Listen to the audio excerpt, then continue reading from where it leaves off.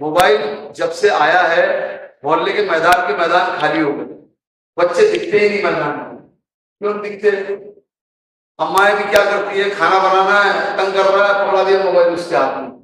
पुराने जमाने की अम्माएं अफीम चटाती थी, मेरे को अच्छे से मालूम है। राजस्थान में और शायद छत्तीसगढ़ में ही होगी ये परंपरा, पुराने जमाने की महिलाएं खिलाते हैं ना। तो तात्पर्य है बोलने का कि हम क्या करते हैं, शॉर्टकट खुद अपनाते हैं और बाद में जब वो बड़ा होता है अपन बोलते हैं सूरज में मोबाइल से चिपका है, क्या तमाशा है, अरे भाई सिखाया नहीं, आप ही लोगों ने सिखाया। तो खुद को देखो, खुद को समझो, खुद की वीकनेस को समझो और कोई शर्म मत करो पूछने में। मैं तो आज भी गूगल पे रास्ता देखता हूं फिर भी रोक के पूछ लेता हूँ, भैया सही में जा रहा है क्या रोड पे? कई बार क्या होता है, कंफ्यूज हो जाता है आदमी। कहने का मतलब यह है कि आप अपनी छवि ऐसी बनाओ खुद की नजर में कि आपको लगे कि आप वर्थ हो।